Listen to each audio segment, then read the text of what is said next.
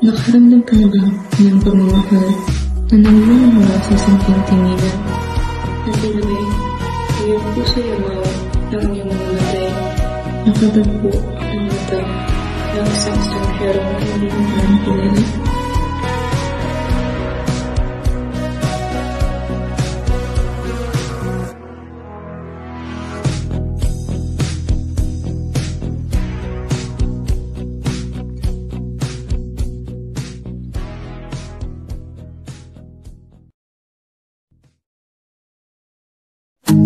Magtapat ka. Ikaw nga ba isang Montague, ang kaaway ng aking angkan? Kung iyon lamang ang hahadlang sa ating pagmamahalan, kinagagalak, takbo na lamang ang aking pagkakakilan. Ito pala ang pangalawa nating pagkikita, Ginoo. Hindi nasusukat ng oras ang damdamin ko. Hindi ba't kami na lamang ay kinakausap mo iyong sarili kung bakit na pwede yung kinakamaling? Tahimik!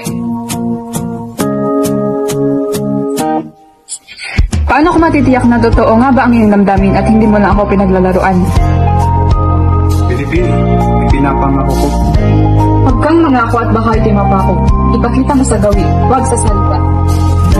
Kung ngayon, kapag ba iaalok ko ang singsing sa iyong kamay, ito ba iyong tatanggapin? Ako ba'y iyong inaayang magpakasal? Sa madaling salita,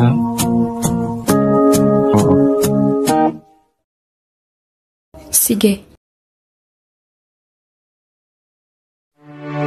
Romeo, malayat buong puso mo bang pinipili na pakasalan si Juliet?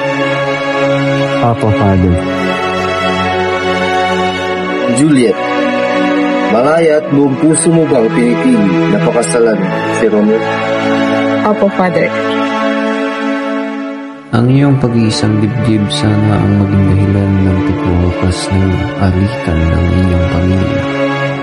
Naway pagpalain ng langit ang sagradong sandaling ito. At nang hindi kayo singilin ng hinagpis sa mga susunod na araw. Sino sa amin ang mag-akala na ang aming mga araw na masayang magkasama ay bilang pala?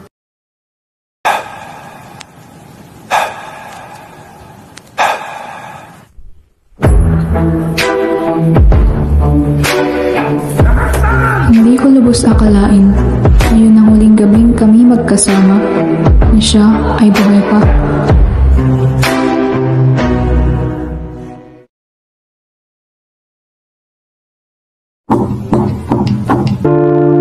Inilibing na si Ginoong Tibak, Juliet.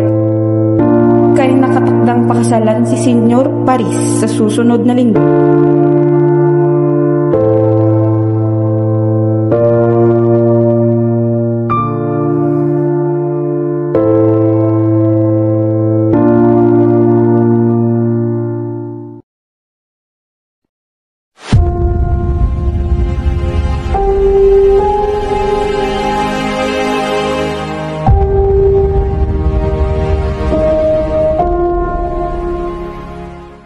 Naging kapalit ng kanilang buhay ang kapayapaan.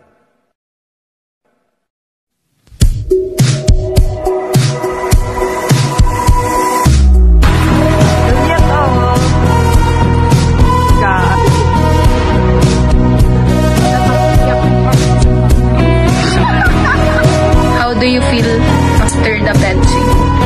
Very interesting.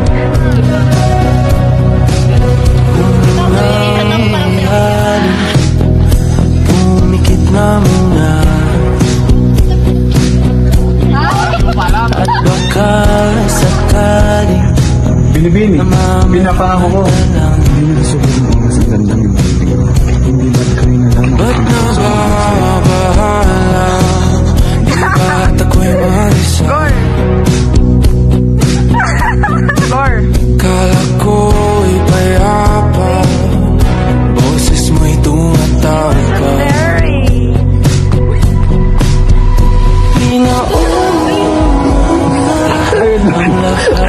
Sige lang, smile ka lang, smile ka lang.